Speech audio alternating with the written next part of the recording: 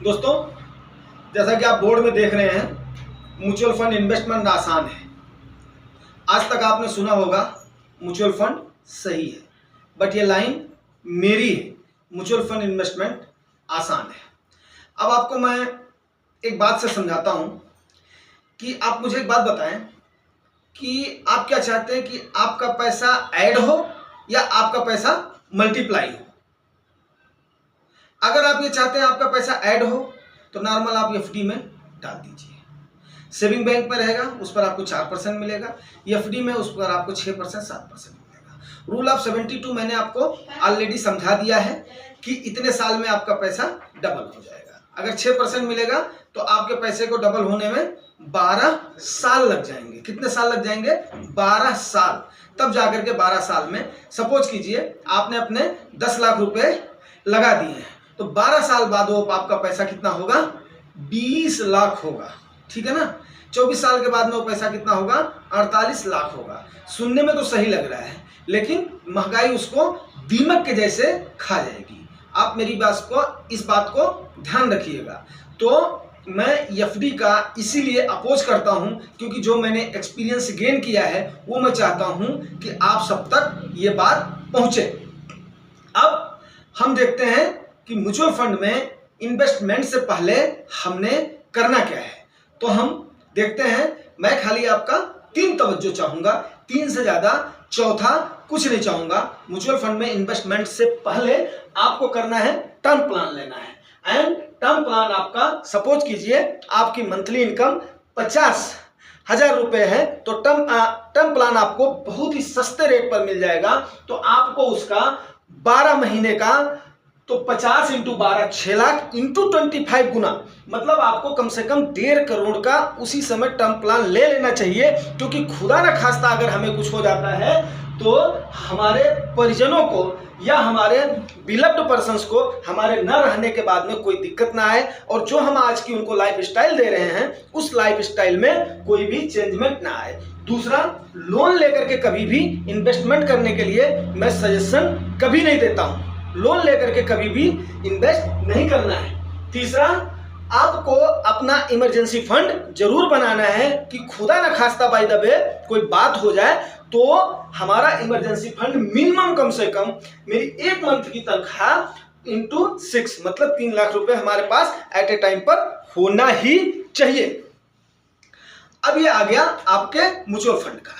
अब आप मुझे एक बात बताएं, म्यूचुअल फंड कोई भी आपको मैंने बाकी वीडियोज में बता दिए हैं 12 से 15%, 15 से 20% और 20 से 30%।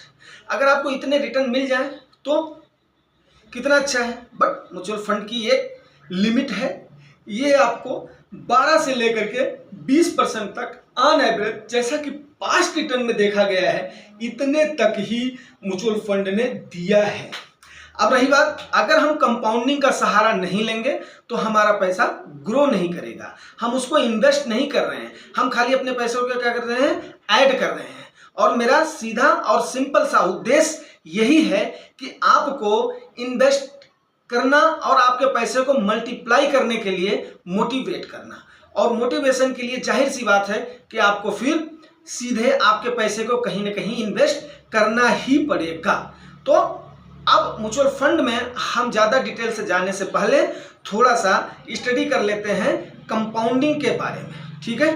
कंपाउंडिंग की देखिए सबसे बड़ी खासियत क्या होती है। आपने यह जरूर सुना होगा कि धीमा और निरंतर जोड़ हमेशा जीतता है। आपने कछुए और खरगोश की कहानी जरूर सुनी होगी। देखिए सज्जनों, मैं मान लिया मैं कछुआ हूं और आप मुझे पर्याप्त समय दें तो मैं किसी भी परिस्थिति में किसी को भी हरा सकता हूं, क्योंकि यह इसलिए नहीं कि मैं सर्वश्रेष्ठ हूं या सबसे चतुर और सबसे तेज हूं।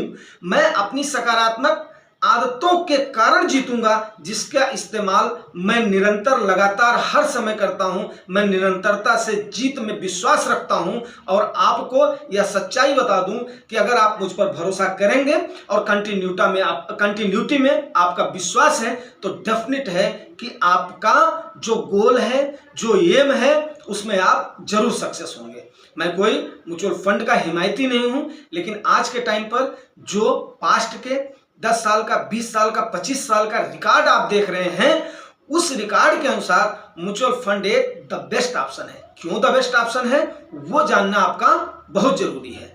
जानना इसलिए जरूरी है, सपोज कीजिए आपकी कोई एक कंपनी, ठीक है, स्मॉल कैप की कंपनी है, जो कि जिसके ग्रोथ के चांसेस ज़्यादा हैं, आपने उसको ढूंढ लिया है, तो जाहिर सी बात है अगर वो कंपनी सही सलामत टास्क करती है तो 10 साल में आपको 30% के हिसाब से आपके पैसे को ग्रो कर देगी। अगर 30% के हिसाब से 10 साल में ग्रो करती है तो आपका पैसा तकरीबन कितना गुना हो जाएगा पता है आपको?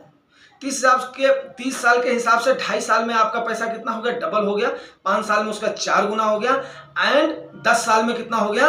आपका पैसा 8 गुना से 10 गुना तक आपका पैसा बन जाएगा अगर 30% के हिसाब से हो जाए। सुनने में कितना अच्छा लग रहा है, बट ये पॉसिबल इसलिए नहीं है। कोई भी मार्केट का जानकार आपको यही बोलेगा, नहीं मैं इसकी सलाह नहीं दूंगा जिसने कि अपने हाथ जलाए हों, जिसको एक्सपीरियंस हो, जिसको मालूम है जब मार्केट डाउन होती है तो कितना डाउन होती है, आप उस झटके को झेल पाएंगे कि नहीं झेल पाएंगे। और दूसरा, आपने ये सुना होगा कि हमें अपने सारे अंडे एक बास्केट में नहीं रखने हैं, तो हम पर्टिकुलर एक ही कंपनी में या एक ही शेयर में हम उसको क्यों रखें।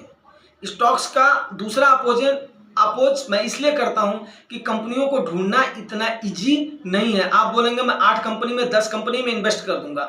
8 कंपनी में 10 कंपनी में करने से अच्छा है कि जो आपके एक्सपर्ट हैं, फंड मैनेजर हैं, उनका आप सहारा लें, क्योंकि वो इसको क्या करते हैं, डाइवर्सिफाई कर देते हैं। और जिस हिसाब से आपका रिस्क एपेटाइट है उस हिसाब से मार्केट में डिफरेंट टाइप के फंड्स आपको अवेलेबल हैं। तो अब आप अगर म्यूचुअल फंड का सहारा नहीं लेंगे तो आप अपने पैसे को ग्रो कैसे करेंगे, कंपाउंडिंग का इफेक्ट कैसे करेंगे, जब आपको पता है कि एफडी में मेरा पैसा खाली ऐड होगा। अगर मुझे मल्टीप्लाई करना है, लेस टू लेस रिस्क लेकर के हायर टू हायर रिटर्न हमने जनरेट करना है, तो हमें mutual fund he the best है।